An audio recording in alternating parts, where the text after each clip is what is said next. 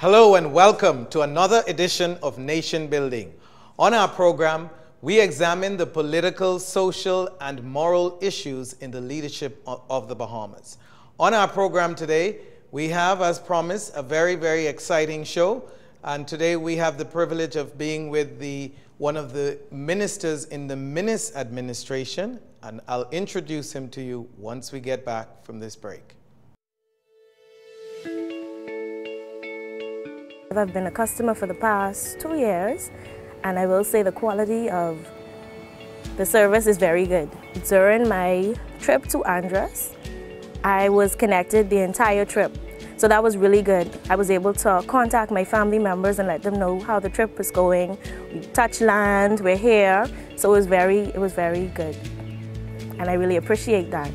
And also during times like when we had the storm, it was really good to have that service to reach out to our loved ones to make sure everyone is okay. And I really appreciate Alive for that. And even when there's a little technical difficulty, they always send out a little text message to let us know exactly what's going on. I'm happy to be alive, and I believe in best.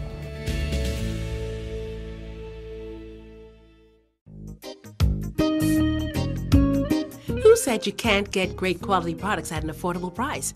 If you want the best quality food products at the most affordable prices, you must pick up the Jamaica Bahama brand of fine quality products at your favorite food store. Products like Jamaica Bahama Coconut Water, the most healthy and refreshing drink on the market. Jamaica Bahama Fruit Punch, the only fruit punch in the Bahamas made from real fruit. Jamaica Bahama Coconut Milk, green pigeon peas with coconut milk, condensed milk, kidney beans with coconut milk, corned beef, green pigeon peas, mackerel, and corn. Jamaica Bahama's fine line of products is available at all your favorite food stores and convenience stores nationwide. Telephone 351-8282 in Freeport and 341-4091 in Nassau. I don't wanna win.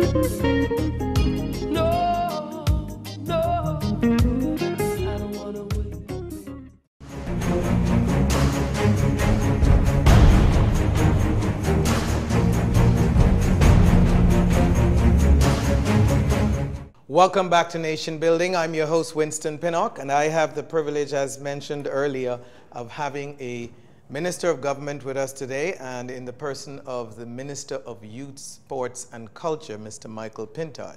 Mr. Pintard, welcome to Nation Building. It's good to be here. Yes, and I'm always minded these days that serving in the government in a capacity as minister is a few people on a very busy schedule, and so it's a privilege for you to take time out of your schedule to be with us. As I said to a minister colleague of yours when we did the last show last week, that we'd certainly want to see more of your colleagues come to show up, because I do get a lot of feedback from our viewers that we have a lot of opposition people on, and so it's a good thing to have some balance, but it's not for a lack of effort for us, but we're nonetheless very happy for you to be here. Minister, we have a lot to get through today, and I'm going to dive right into it, but I think it would be a disservice to the country to not at the very least raise one topic concerning you. I believe, and some have it to say that you are certainly one of the more, if not the most, maybe not the most, but one of the more popular ministers in the Minis administration. I guess maybe that is because you serve in an area that's not so dicey, or maybe you're doing just a great job, but I'll leave that for the viewers to decide. I'm simply asking you, sir, for the purpose of the country, take a minute or two and recall your journey in summary as to how you got to be Minister of Youth, Sports and Culture, and the journey that led there. I mean, I would only say that I offered in the general election, and through the hard work of the Marco City team in particular, and of course the campaign of the Free National Movement nationally, and ultimately the grace of God, that I came through the valley and the shadow of death, and I'm still standing. In terms of Ministry of Youth, Sports and Culture, that's exclusively in the purview of the Prime Minister, who makes a determination of who would serve in his cabinet. And I'm honored to have been given that opportunity. Wonderful. And for those who know you, Unlike when I spoke to Minister Wells and said, you know, I share feedbacks that I get, that I find appropriate from the public whenever we do the show, I said to him, there are many people that talked to me that said that they expected you, based on personality, to be elsewhere. And were you disappointed? And he said, you know, certainly not. The Prime Minister gave him an opportunity and he serves. In your case, though, the commentary I got in preparation is a lot of people expected you to be in Ministry of Youth, Sports and Culture. Seems to have been a natural fit. Do you agree? Again, wherever I would have been placed, I would have been honored, and I think there would have been some kind of connection. AG office may have been the exception. I would have had to recommend my wife. The reality is we ran to represent constituencies. And so my position was simple. I ran to become the Member of Parliament for Marco City because I'm confident that I would work as a partner with the community, and not as their a savior, but as a partner. And we would do some transformative things over the course of the 5 years. I did not run to become a cabinet minister, so I didn't run with that expectation. So in terms of looking forward and projecting where I might end up, as you know, there were far too many battles to fight to be thinking of some appointment. I ran to be elected, so that as I serve, I really serve on the terms set for me by the people, not by a person who may appoint me. I have to take you up on this one thought, and that is, you are unique, because most people I've known that have had the privilege of serving in these high office, and I've known quite a lot, actually had desires, strong desires of serving at the ministerial level, and quite often many would frankly say that it really wasn't a primary interest. And so it's interesting that you have a heart to serve your community, and that's where your focus, as you articulated, is, because people frankly who enter politics, too many, do so not to serve communities per se, but for an opportunity to serve at a high level. I'm not criticizing that as being good or bad, but our system seems to suggest to us that you run, as you said, to be a member of parliament.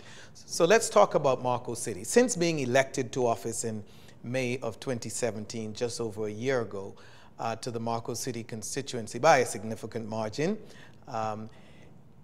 what have you been able to accomplish in that short period of time that you could say, hey, you're proud of the fact that 1 year in you've been able to deliver X for the people of Marco City?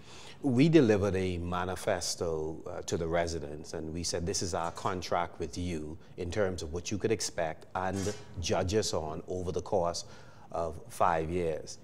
One component of that was on quality of representation and accessibility.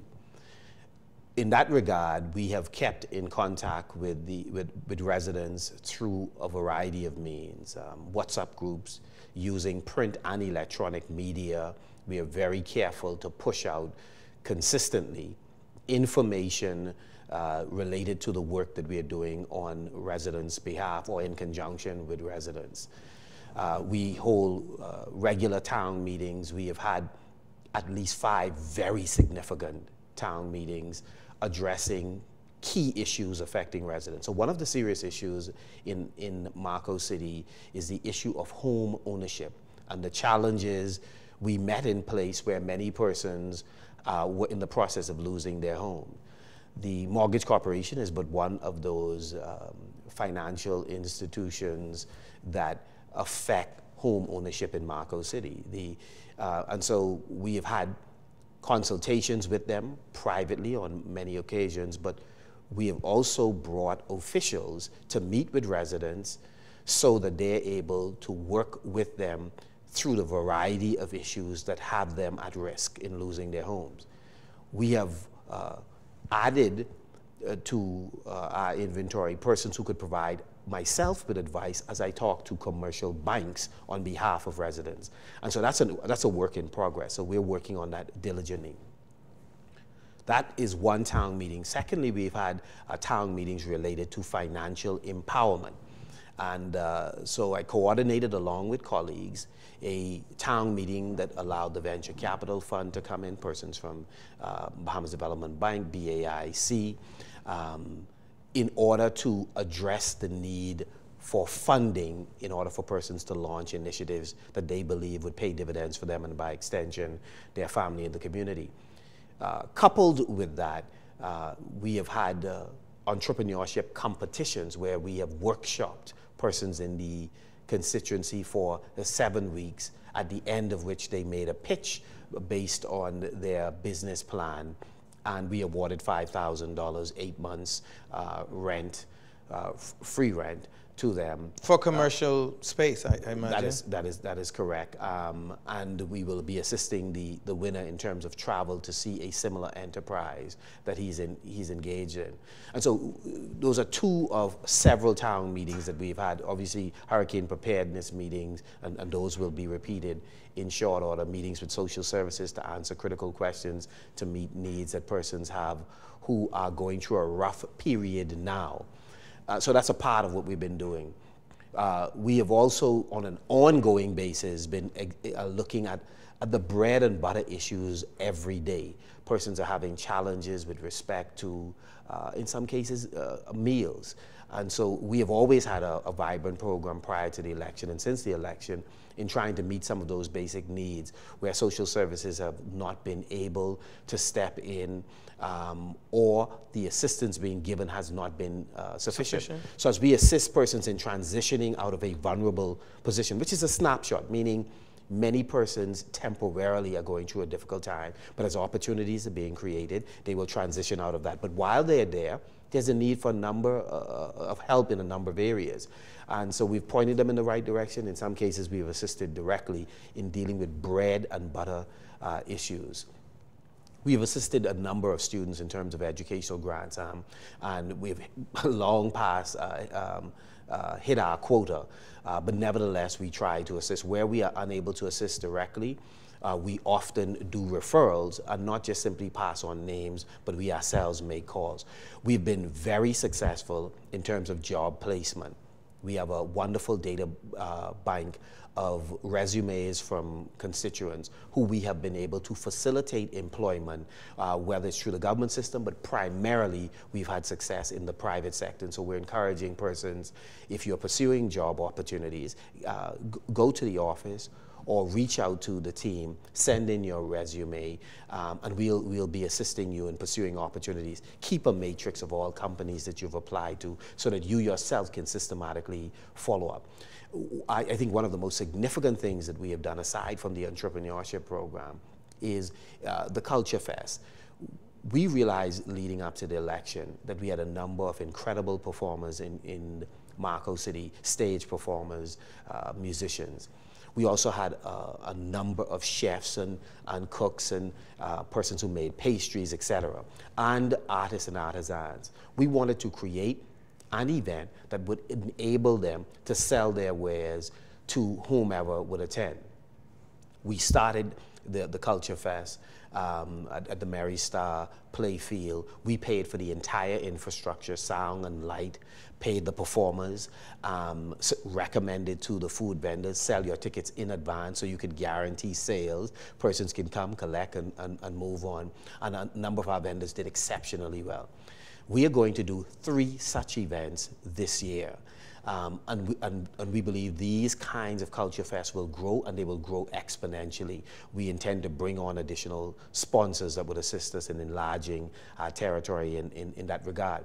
In addition, we have helped numerous contractors and businesses become compliant. In other words, to become incorporated as a company, to register and get your VAT TIN number so that you're able to do business with government. And those things efforts have gone a long way, because a number of them we were also able to assist with a variety of construction and maintenance contracts. We've also... If I could interrupt you, have you been able to stay clear of patronage?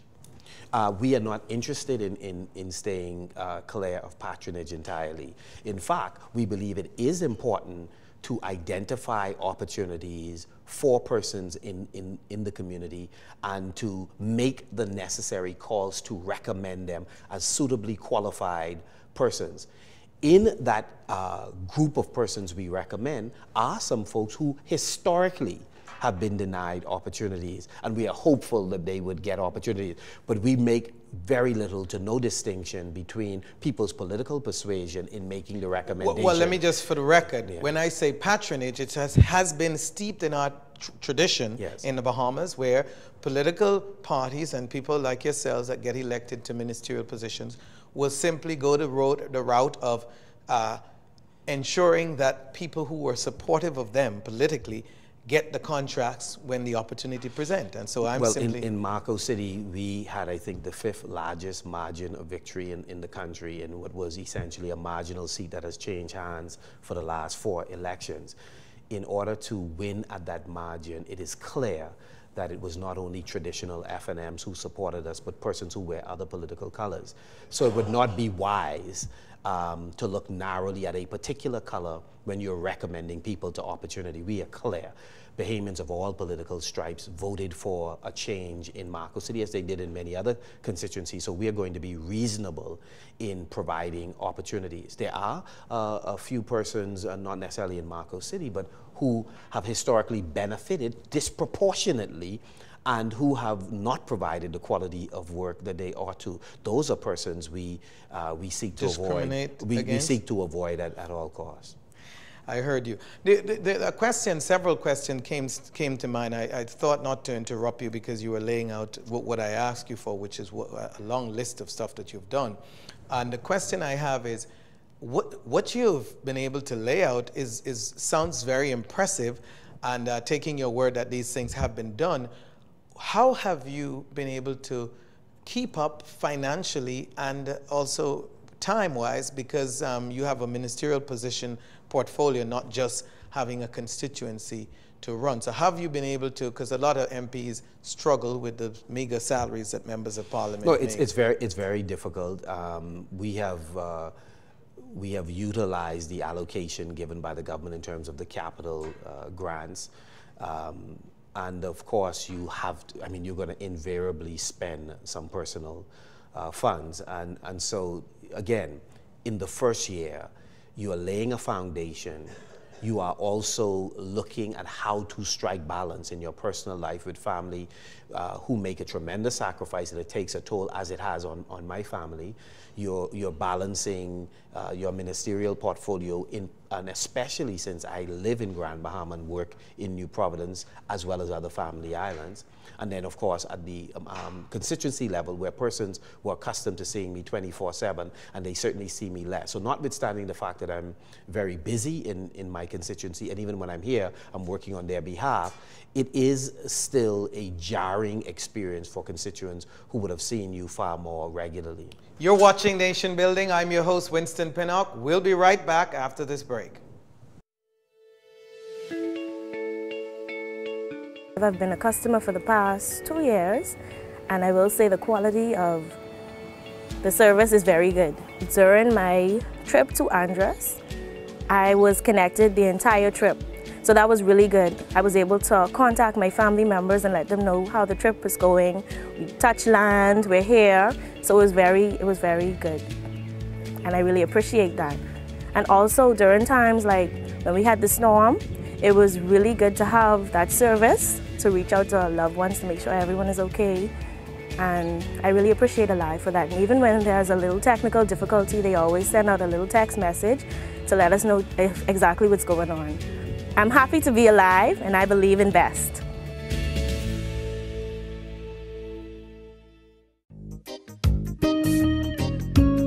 Who said you can't get great quality products at an affordable price? If you want the best quality food products at the most affordable prices, you must pick up the Jamaica Bahama brand of fine quality products at your favorite food store. Products like Jamaica Bahama Coconut Water, the most healthy and refreshing drink on the market.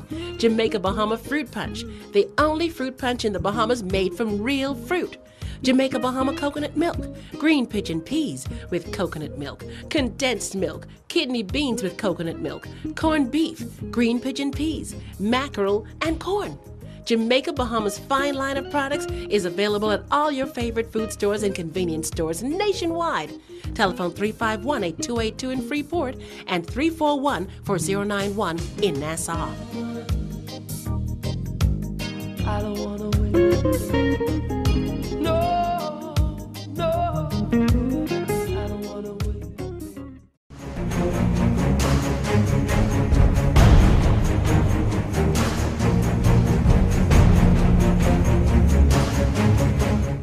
Welcome back to Nation Building. I'm your host, Winston Pinnock, and I'm here today with the Minister of Youth, Sports and Culture, Minister Michael Pintard, who represents the Marcos City constituency in Grand Bahama, a place that is in need of significant help in terms of the economy of Grand Bahama. Minister, before we get into some weightier matters, you were laying out a number of things that you've done, and we talked about the fact that it is an impressive record that you've laid out, and it is challenging, you've said, financially, and also challenging on your time.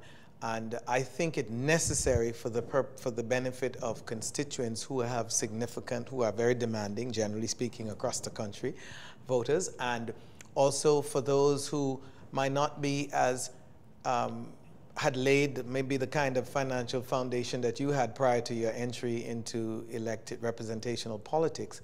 It brings the point, is it really an issue these days, representation of an advice from you to not encourage people who do not have solid financial means to get involved in politics at the representational level?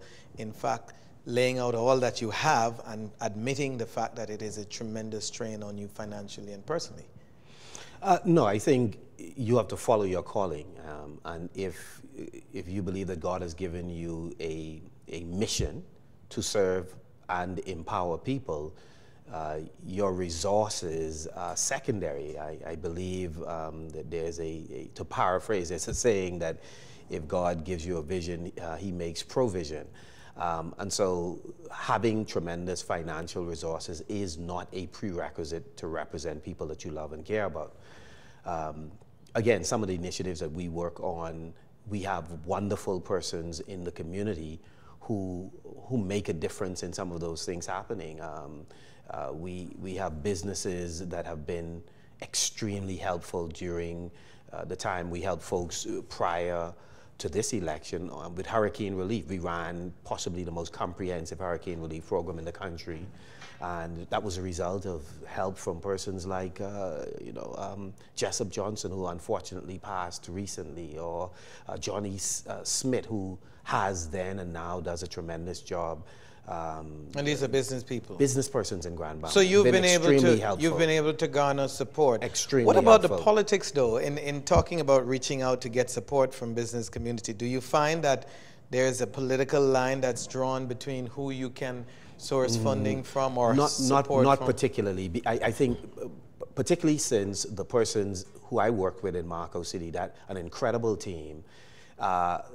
They are not tribalistic. I mean, if they are persons who have genuine needs, the colors become irrelevant. And so I think the fact that we ran a campaign that focused on helping people in need, it assisted us. So we got help from persons on all political sides of the divide in terms of contribution. And we were clear, some of them would not have voted for us, but they would have assisted persons who we identified. And so we're happy. So we did the Thanksgiving luncheon for seniors, back to school consistently. Hundreds of young people helped with supplies for back to school. We've been, some of the tuition that we have assisted, we pointed persons who needed sponsorship for school and other things to business persons who immediately came on board and helped. The cleanup campaign that we've been engaged in, again, corporate citizen offered assistance and have been helpful. We engage in a backyard farming program, and a lot of the resources that will be made available during the course of the summer will come from some sponsors we have inked arrangements with. So So we're grateful to the community for having come on board and have been helpful. While I'm tempted to dig a little deeper, let's move on to the Ministry of Youth, Sports and Culture. What would you say, Minister, have been the most significant thing that has stood out in your mind that you have accomplished in the Ministry of Youth, Sports and Culture in the last year? Let me begin in culture. I mean, I see myself really as a cultural artist who happened to have been elected to be a policymaker. And I believe that it's important that when government spends the people's money, that our primary focus is on looking at indigenous cultural forms and enlarging their impact first on us as a people, and then by extension having those cultural forms be attractive to the international community who would want to come here and experience our culture, participate in our heritage, and purchase things that we have created out of our creative brilliance. And so in culture, Junkanoo is of course a significant part of that. We have increased the funding that have gone to Junkanoo. The Cabinet of the Bahamas approved an allocation of $5 million, which is going towards the creation of multi-purpose Junkanoo shacks. We are now at the stage of land acquisition, having done all of the preliminary works requested of Junkanoo groups to identify where their signature shack would be, put in a business proposal which is be evaluated, and in this year we will, in Grand Bahama and in New Providence, assist Junkanoo groups and private sector in a public-private partnership in constructing 4 facilities. Let's bring some clarity to that, because that is critical and very, very important to the country, to the Junkanoo community in particular. But our culture is, Junkanoo is, if there's a word for our culture, I mean, it's not limited to that, but Junkanoo is that word. The question is, lay out a little clearer for us and for the viewers what the funding that has been allocated by Cabinet, by the government, for these multi-purpose facilities for Junkanoo. Is it for specific groups, or are these facilities that all groups will be able to access? The government made a commitment to go on a path that would help groups become self-sustaining. One of the ways to do that is to assist in bringing to fruition an old dream that many Junkanoos have had, which is to have a space where they are able to sell their paraphernalia or cultural products, a logo store, to have a space where they can create and demonstrate to the public who comes in, whether it's students, Bahamians from throughout the country, as well as tourists, to watch the creation of cowbells, of drums, of whistles, of costumes, and you could see it being done. That is a tour in and of itself. Then to have a small performance space where you could see choreographed dance or belling or any other number of forms of performances, as well as to have a drop-down screen so you could have an audio-visual show that gives a panoramic view of Bahamian culture in general, Junkanoo in particular. And then, of course, to have meeting rooms, one of which a group may decide they wish to convert into a studio to record or create a master tape of their music, and then have a small cafe to serve visitors as well as the surrounding community. We have done the initial architectural drawings, thanks to Mr. Leslie Johnson. We've met multiple times with the Junkanoo community. Proposals have been submitted. Adjudication is going to take place shortly. And then the allocation of funds is going to be towards the acquisition of the land and a portion of the construction. The government made it very clear, groups have to have skin in the game, so they must also have sweat equity plus resources. And then the corporate community. To the corporate community's credit, 5 conversations that I have had have resulted in pledges of support, financial support. Do you care by to say corporate, how much? In the vicinity of $750,000 towards this initiative. We also have a commitment Port Authority to land allocation towards the groups in Grand Bahama in order to create this space, which of course is not just good for the Jonkulu community, it adds to the inventory of cultural offerings that tourists have been crying for in Grand Bahama. We have a private citizen donated a half an acre in Exoma. And so that is one of the initiatives that we are proud of. So to be sure, the four buildings, one would be constructed in Grand Bahama, I assume? We're expecting two in Grand Bahama, two in New Providence, and then we will phase in the Family Island project How as soon well. do you see that Within the next calendar year, we expect those buildings to be up. To be up, completed? That's correct. Wow, Minister, you're moving pretty fast. Well, we're setting an aggressive schedule, barring some catastrophic event. We expect that it's going. And funds have been allocated. Have been allocated as the government portion of what will be a tripart relationship between the Jonkulu groups and the corporate community. So I assume then that is coming out of the 2018-2019 budget, seeing that we're coming pretty much to the end. That is correct. So that is one of the things that we're proud of in culture. The second thing I want to identify with respect to culture, we are now taking culture and youth outreach to the park. So this straddles culture and youth. We have been in at least 5, I believe possibly 6 communities thus far, where we are holding meetings with the community prior, that is stakeholders from the community, to talk about making sure we identify cultural resources in those communities who would perform when we hold this event, but also who need ongoing support in order for them to flourish. We also meet with youth leaders to talk about the challenges in those communities, much of which we know in advance from the work that has been done by the youth division over time.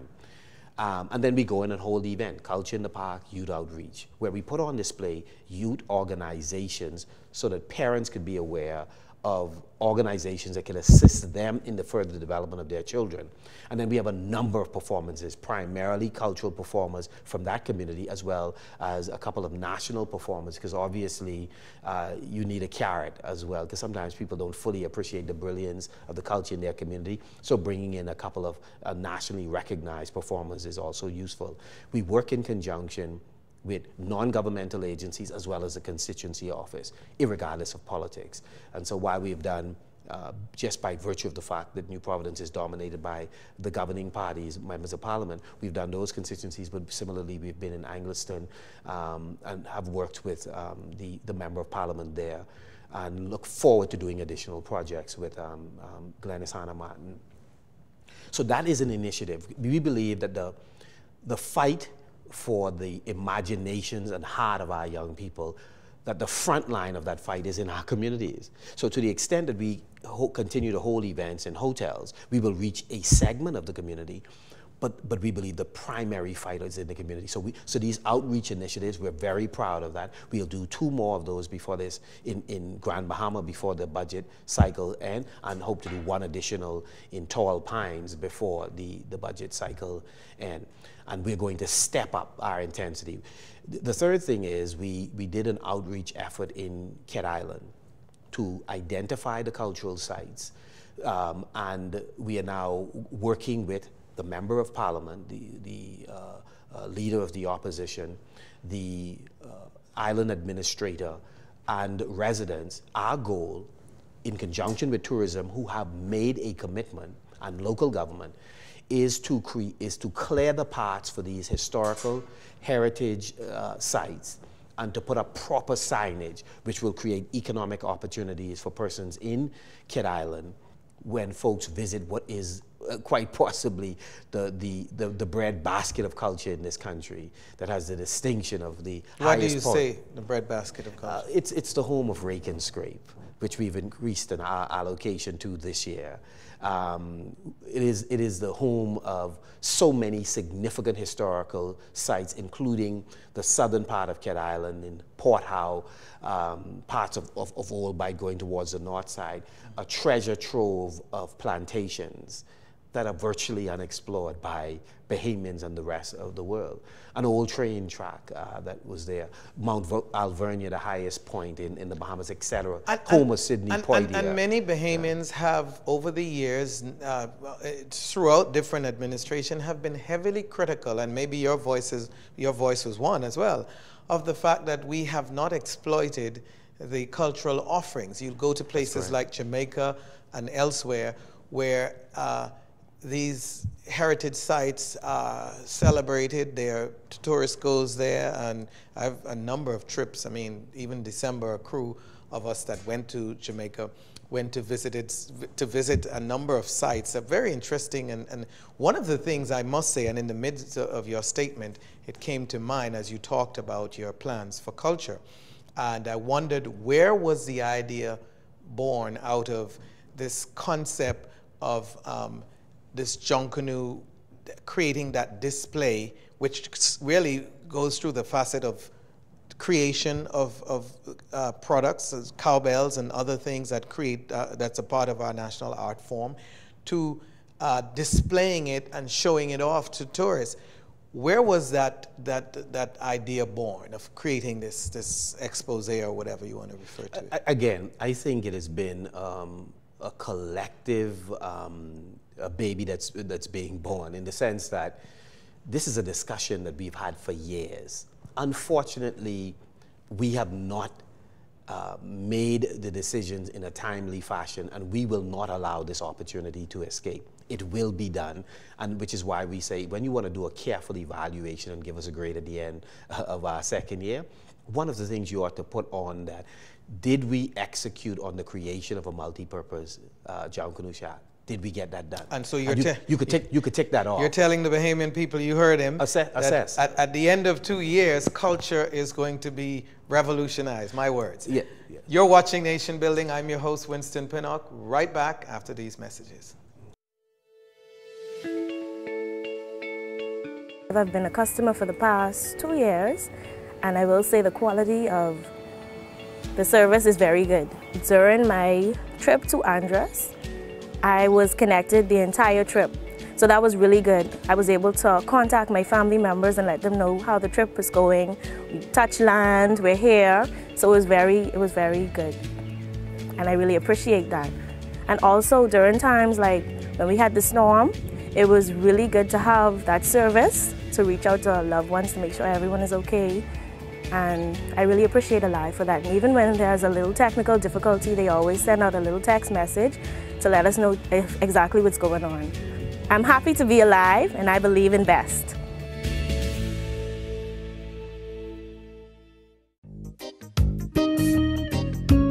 Who said you can't get great quality products at an affordable price? If you want the best quality food products at the most affordable prices, you must pick up the Jamaica Bahama brand of fine quality products at your favorite food store. Products like Jamaica Bahama Coconut Water, the most healthy and refreshing drink on the market. Jamaica Bahama Fruit Punch, the only fruit punch in the Bahamas made from real fruit. Jamaica Bahama coconut milk, green pigeon peas with coconut milk, condensed milk, kidney beans with coconut milk, corned beef, green pigeon peas, mackerel, and corn.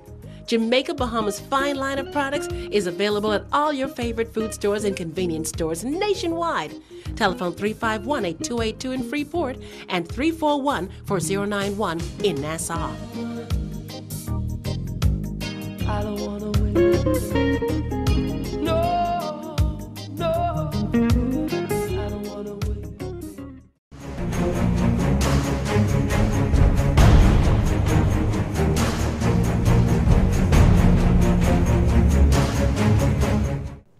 Welcome back to Nation Building. I'm your host, Winston Pinnock, and today we are talking to Minister of Youth, Sports and Culture, Mr. Michael Pintard, who is laying out a plateau of tremendous things that you, the public, I have heard crying out for through successive administrations. And he has said, judge him after 2 years, because he intends to make sure that all the significant portion of those promises made will be delivered. So we'll hold the minister accountable. And we'll, in fact, I'm asking you for a commitment to come back here next year, this time, so that we can talk about and judge what has been done. No problem. In fact, we're prepared to come in the second quarter of the year. Okay. We had a Junkanoo conclave that we thought was quite significant. One had not been held in quite some time. And one of the outcomes of the conclave is an agreement that we will move in the direction to form a Junkanoo Commission, a statutory body that will have oversight for various dimensions of Junkanoo development in this country. And that has been talked about before. Precisely. So the committee, in fact, we had a meeting this week to further move that process along. The initial persons who will serve on that committee, there will be a meeting with them next week in order for them to get moving on that work. And so it is important that you move with haste once a determination is made. The second outcome was that we made a commitment that we will hold a Junkanoo Festival this year without fail, where December is the period that we are looking at, that blanketing or bookending the two parades really should be a variety of events related to Junkanoo. And we had a very successful meeting this week, which follows on the heel of an earlier meeting dealing with all dimensions of junior Junkanoo. And we've made a commitment that for those who are interested in the visual arts, there are many Junkanoos who are visual artists. There's no reason why we should not have a nationally recognized art exhibition of Junkanoo works where persons have the ability to sell and get paid. How practical is that, though, in the month of December when everybody is preparing? Which is one of the parades? criticisms that was raised by those who objected to a December festival and thought it should be in the summer. Well, the reality is not all persons who are committed to Junkanoo are engaged in the parades themselves. So you have Junkanoos who also have the ability to multitask, to create art pieces, because a number of them wish to generate income in the area of their gifting and their passion. So if they have an art exhibition going on while they are in the shacks, while they're on Bay Street, that's a wonderful thing. So people can go to, let's say hypothetically, a central bank, or other options which are now being discussed with the National Art Gallery. That would be a wonderful thing. So you have an art exhibition. What prevents literary artists, inclusive of stage performers and others, to put on an event, whether it's a night showcasing poetry, storytelling, theater, that is motivated by or inspired by Junkanoo themes or addressing life in the shack, etc. A hilarious piece looking at life in the shack, etc. So there's nothing that prevents that. So you have another group of Bahamians who love the cultural form, but who's putting on something. What prevents various competitions from being held during that period? Or the designers of costumes, what prevents them from designing costumes, begin advertising those this summer for persons who wish to participate in the parade as a part of the fun groups? Lest I get fired by those who tune in and cause the sponsor to sponsor our program, I have to move away from culture. I know it's your passion, but I've got a number of concerns, questions that many of which have been fueled to me by people. Recently, your administration successfully, I might add, held the Carifta Games held here in the capital. And pretty much a general sentiment has been that without, I guess, a glitch with the medal issues of shortage of medals, the game was almost flawless in terms of the presentation and so much. I have so many compliments around the game. First question is, was the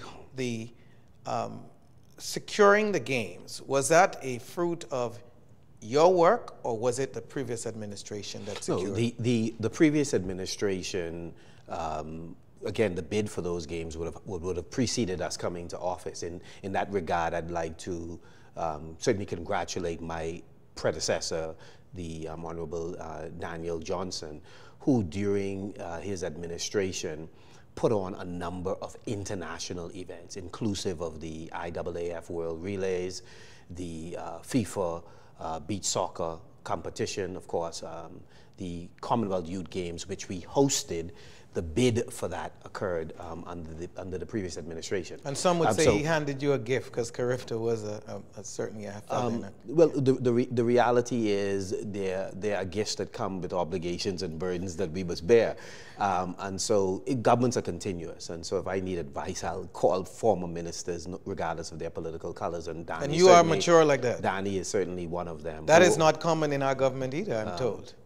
I think this batch of ministers, I see a number of them actually have very little preoccupation with what will happen in 5 years and are quite preoccupied trying to figure out how to solve some tough issues, even if it costs them. So I think a number of them would do the same thing. And so, again, the difference, however, has been that while we believe the brand of the Bahamas has been enlarged by having more eyeballs on the Bahamas during these big events, a couple of things must happen that are fundamentally different than what has happened in the past. One, federations ought not to be encouraged or supported in bidding for games that they are unclear on how it's going to be paid for, that there should be a candid discussion with the government as to whether or not this bid ought to take place, so that the government is not saddled with the expense of a game that the federation has made an offering for. So but one would have assumed that that was the way it would have worked. That is not the way it always works. But more significantly, the public is concerned about return on investment.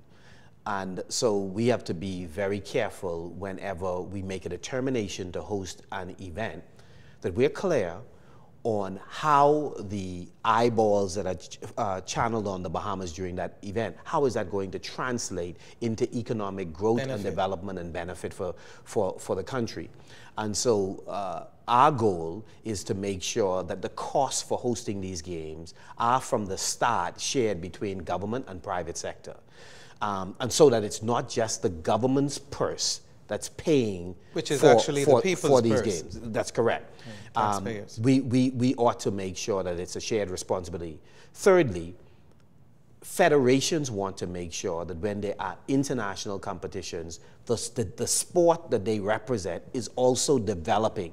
There are some benefits that flow in an intentional way out of that event being staged in this jurisdiction to the federation and development of our athletes. And so we are pivoting in terms of how that works. We are also, I should say, which has been a source of contention for some, the government does not believe it is our role to be paying the local organizing committee a tremendous amount of resources in the absence of corporate citizens putting money into that event.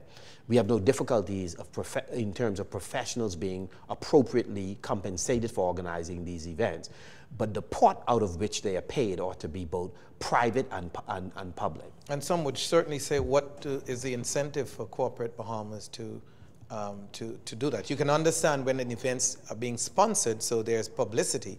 Precisely. But what is the benefit for corporate Bahamas to just pile in monies into the B3As or whatever federation? Well, because oftentimes members from these organizations and professionals from other sectors of the country, they form the LOC that organize these world-class events and local events, and there's a value for that service being offered, and the brand of that company is associated with these events. Let's move on quickly and see how much we can dive into. Let's talk about the performances of our athletes. You alluded to that earlier.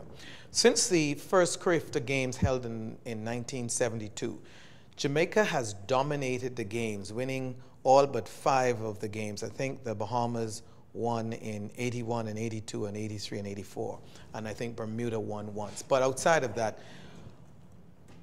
and many people are saying, Minister, even while the games, I myself attended the games, why is it that we have not been able to win more games? Why is it that we haven't been able to improve from our lot of the 1980s when we were able to beat Jamaica at the game? We seem to have been relegated to second place, and that has been the history. What is it that we're lacking as a country, and what is it going to take for us to get to that next level? It's an incredible question that I think deserves a show in and of itself, right?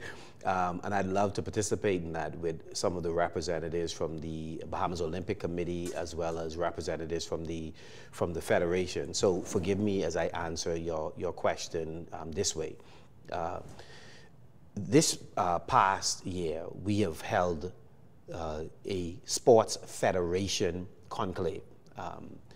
All of the federations were invited to come in so we could talk about the development of their junior athletes, of their senior athletes, what we ought to do with respect to elite athletes, and in that regard, the subvention program, proper governance structure of the federations, so that they become self-sustaining, increasingly self-sustaining, and can go ahead and raise the necessary capital to do a number of the things that if you're going to produce competitive athletes, you have to do. So, for example, the Bahamas would be far more effective in this case you cited track and field.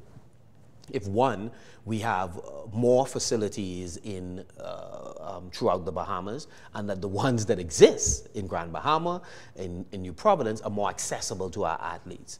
That we ought to have gyms that are available that people can actually train and access with a qualified person in the gym to provide instruction and guidance. We ought to have access to nutritionists, physiotherapists, massage therapists. People need ice baths, etc. And you are addressing a lot of my questions. And you ought to have elite coaches, some of whom are home, but the numbers are insufficient. So we must not be xenophobic about bringing persons elite who may be even of other ethnicities to the Bahamas to coach.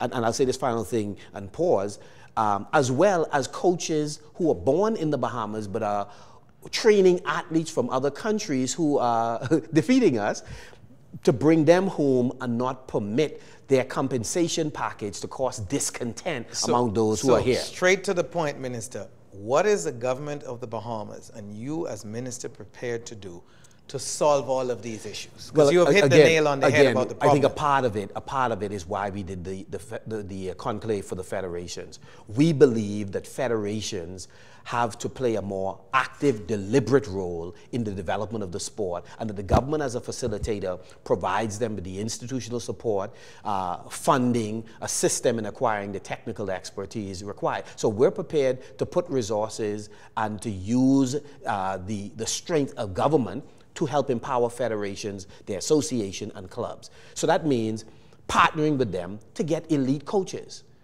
Water polo succeed in large measure because the Aquatics Federation and others partnered in making sure that they had world-class coaching that is now catapulting the water polo team.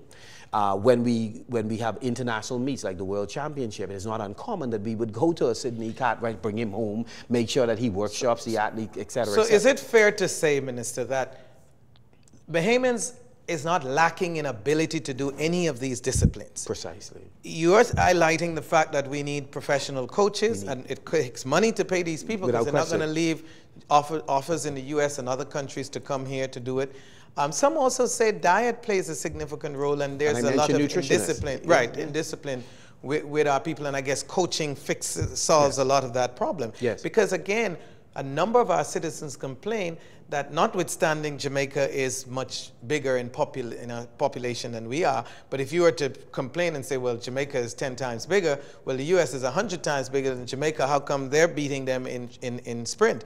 And so, if I'm wrong, correct me, but I seem to hear you say you agree that it's not a lack of ability, it's really a matter of getting the necessary tools we need to develop our... Without tools as well as facilities. Facilities are very... And all of this require money. Oh, without question. In the first year, for example, we knew that there were a number of capital development works that we were unable to carry out. However, several of those items are on the docket to be addressed in our second year and beyond. So for example, a number of the Family Island facilities were paused before we came to government. So it isn't as if government's election discontinued construction. They were paused. And we intend with... Are you doing any stop, reviewing, and canceling? Oh, or? no, of course. Every one of these projects, whether it's the Exuma project, which had designs that were being worked on, but no construction. Abaco, that had designs that were completed, but the project did not get sufficient allocation. It never got started. The Moores Island that got to the level, preparatory work, a compaction of fill, but not beyond that, pause before the election. The baseball stadium, etc. I was getting to that. All of these are items that is on the radar of this administration. So just to wrap that up, in terms of those Family Island facilities, we're going to look at not only at government allocation, but public-private partnerships to move those projects along. In the case of the baseball stadium, we did in fact take a paper to cabinet in order to pay some of the outstanding bills. It was approved, and a number of those bills which we met in place, we're paying for. We are now at the stage where we have done a business plan for the baseball stadium, looking at a minimum of 2, but quite possibly we'll offer a third option, but 2 primary options. One is to complete the baseball stadium in its present location, which would include putting in the IT infrastructure and 2 fields surrounding it. But there are a number of challenges with that particular space, which was not the original space. The original space was west of Government High. And so we are looking at that as one option. The second option is to retrofit, or repurpose is a better word, the existing baseball stadium that's under construction to become a multi-purpose facility. But in doing that, what would happen with the funds invested in the present site? Well, that's what I'm saying. When you repurpose it, what you simply are doing is you're continuing on that footprint, but you're repurposing it to serve another purpose, which may be multiple sports. And then you build a smaller stadium on the original site with surrounding fields, and use some of the funds you would have allocated to that to build fields elsewhere. I would absolutely get crucified, and even time has flatly run out. I have to put this in. I'd be crucified by some of our Facebook people who ask a lot of questions. And so one of the major questions and concern of your ministry that we never got to touch is, why is the government of the Bahamas and the ministry that you lead allowing Carnival to continue for those who got excited in the church community and other places that had an opposition to Carnival, and it seemed as if the administration, the party, the FNM while you were in opposition, if you got to government, that you would absolutely not support Carnival. What's the situation? Those persons who represented that the government, while in opposition, intended to cancel Carnival, being completely disingenuous. It was never a position offered.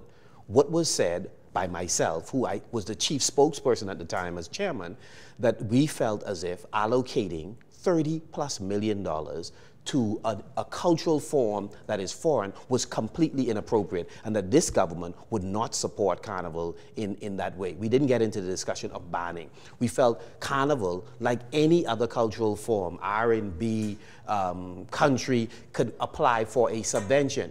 And even a subvention in this year was not contemplated. So we provided no funding. So the government provided no funding for Carnival The Ministry this year? of Youth, Sports and Culture provided no funding for Carnival. And what is interesting, and this is just a footnote, the entrepreneurs, the bands, managed to put on as large or larger, I have heard, road march than in previous years without the benefit of 30 million, without, if you want to break it down, 10 million per year, just as a, and this is not saying that's exactly how it evolved, but I'm just giving an example. Out of, we know at least $25 to $30 billion minimum has been spent. Without that allocation, the concert and the road march was bigger. So it begs the question, and that's for the auditors to sort out. So again, in terms of the behavior, the route was changed to make sure it was not going through residential communities. So if children end up watching it, parents had to drive them there or walk them there to watch it. My editors are going to kill me, but there's one other issue, if you could take 30 seconds to address for me. Grand Bahama is in a extremely challenged state, and your administration has promised much, and many say has delivered nothing significant to date. Well, I have not heard that particular criticism saying nothing has been delivered. I think persons would Nothing want the pace to be... significant has been delivered. Well, today. that's not quite the case. The hotel is It's not open yet. It's not open yet. But the hotel, in hasn't fact, been no. sold. I'm sorry. The hotel is in fact open, and in the absence of the government intervention, the hotel would now be closed. No, I'm that's talking one. about our And Lucaya. two, yes, I'm talking about the Grand Lucayan. In the absence of the government's intervention with funds to ensure that the workers continue to work, even though it is on reduced week, would not have occurred had it not been But for the hotel government is in a intervention. stalemate. It hasn't. The sale has not gone. That is utterly untrue. We are at the tail end of the sale. In fact, the principal portion of the sale has been complete. What is now being negotiated is airlift and marketing, and having discussions with those operators. And we expect that will be wrapped up And shortly. some of your critics say that you had a deal on the table that was left by the previous administration. You gave up that and had to go back and get renegotiation done, and you're now in a worse state. No, I think you're making a more compelling argument than they have, because they certainly couldn't support that. I'm and a number of businesses have been open. I think the tech hub is already bearing fruit. So we're seeing, notwithstanding the downturn that has been going on in Grand Bahama for a number of years, we believe we're on the right road, headed in the right direction. We certainly have to pick up the pace, and all stakeholders' hands must be on deck so we can do this jointly.